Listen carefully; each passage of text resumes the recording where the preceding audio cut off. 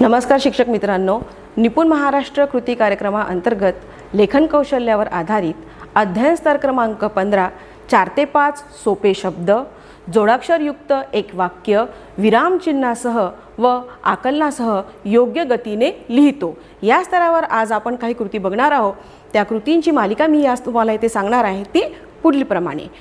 पहिली कृती आपली आहे चित्रवाक्य श्रुतलेखन, त्यानंतर कथेतून श्रुतलेखन, नंतर पाकिट चिठ्ठी, योग्य विरामचिन्हे भरा, माइंड मॅप आणि 1 मिनिट शो। ही काही कृतींची मालिका मी तुम्हाला सांगितली आहे। तुम्ही या व्यतिरिक्त सुद्धा काही कृती आपल्या स्तरावर घेऊ शकता। मग मित्रांनो, आपल्याला जी कृती सुरू करायची आहे तर कुठली पण कृती सुरू करायची असेल तर आपल्याला काहीतरी पूर्वतयारी करावी लागेल। मग यासाठी आपण कुठली पूर्वतयारी करायची बरं? तर चित्रवाक्य श्रुतलेखन यासाठी आपल्याला आवश्यक आहे चित्रांचा संग्रह। मग कुठल्या चित्रांचा संग्रह आपल्याला आवश्यक आहे? तर ती आहे पक्ष्यांची चित्रे, फळांची चित्रे, काही वस्तूंची चित्रे आणि एखाद दुसरं प्रसंगचित्र। ठीक आहे, मग आता आपल्याकडे तर चित्र तर भरपूर आहे, पण मग आपण सगळीच्या सगळी चित्र विद्यार्थ्यांना दाखवायची का? नाही। इथे सर्वात महत्त्वाची काळजी आपल्याला घ्यायची आहे ती अशी की जे चित्र आपण निवडतो आहे ते आपल्या स्तराला आणि आपल्या विद्यार्थ्यांच्या वयोगटाला अनुसरून आहे का? कारण आपला जो स्तर आहे तो आहे इयत्ता 3री ते 5वीचा। मग निवडलेले जे चित्र आहे ते विद्यार्थ्यांच्या वयोगटाला अनुसरून आपण घेतलेलं आहे। त्यानंतरची आपली पुढची पायरी आहे की आपण जे चित्र निवडलेले आहे ते विद्यार्थ्यांना दाखवायचे आणि त्या चित्रावर आधारित मुलांकडून प्रश्न विचारायचे आहेत। मग हे प्रश्न कसे असायला पाहिजे? तर ते देखील त्यांच्या वयाच्या गटाला अनुसरून असले पाहिजे। जसे की समजा मी जर आंब्याचे चित्र दाखवत आहे तर हे काय आहे आणि त्यासोबतच माझ्याकडे काय आवश्यक आहे? चित्रासोबतच त्या चित्रावर आधारित वाक्य। मग विद्यार्थ्यांना आपण चित्र दाखवल्याच्या नंतर त्याला प्रश्न विचारला तर तो आपल्या शब्दामध्ये उत्तर देईल।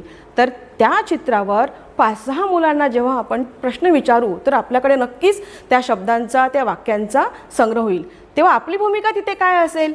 तर आलेल्या प्रतिसादाचा योग्य प्रकारे उच्चार करून स्पष्टपणे मोठ्या आवाजात ते एक वाक्य आपल्याला सांगायचं आहे आणि सोबतच विद्यार्थ्यांना लिहायला लावायचं आहे। पण यामध्ये अजून एक काळजी घ्यायची आहे मित्रांनो, तर ती कुठली? आपल्या स्तराची। आपला जो स्तर आहे 4 ते 5 सोपे शब्द पण त्या वाक्यात आले पाहिजे, जोडाक्षरे पण आली पाहिजे आणि सोबतच विरामचिन्हे सुद्धा आलेली पाहिजे। मग विद्यार्थ्यांकडून कृती तर आपण करून घेतली, मग त्यांना असं सोडून द्यायचं का? नाही। विद्यार्थ्यांकडून कृती झाल्याच्या नंतर आपली सर्वात महत्त्वाची भूमिका तिथे आहे की ती वाक्य आपल्याला काय करायची आहे? तर तपासायची आहे। मग नुसतीच तपासायची आहे का की विद्यार्थ्यांना? नाही, विद्यार्थ्यांना ती वाक्य जिथे चुकली आहे ती चूक सुधारण्याची त्यांना संधीसुद्धा द्यायची आहे। बरं, ती तपासताना आपण कोणत्या मुद्द्याकडे लक्ष देऊ? तर आपल्या स्तराकडे। ती तपासताना वाक्यामध्ये आलेले जोडाक्षर आणि विरामचिन्ह या सगळ्यांकडे आपल्याला कटाक्षाने लक्ष द्यायचे आहे। मग एका चित्रावर आपल्याकडे जितकी वाक्य आली त्या वाक्यांचा सराव झाल्याच्या नंतर आपण विद्यार्थ्यांना दुसरे चित्र दाखवायचे आणि अशाच प्रकारची कृती करून घ्यायची। हे सगळं झाल्याच्या नंतर मुलांकडून ती वाक्य पुन्हा योग्य प्रकारात आपण लिहून घेऊ। बरं, याने काय होईल? तर आपल्या स्तरासोबतच श्रुतलेखनाची जी कृती आहे, जी विद्यार्थ्यांना अतिशय कंटाळवाणी वाटते, भीतीयुक्त वाटते, परंतु ही अशा प्रकारे मनोरंजक पद्धतीने घेतल्यामुळे त्यांना निश्चितच त्याचा फायदा होईल। त्यांना फायदा होईल आणि आपल्याला पण होईल। तर तो कसा मित्रांनो?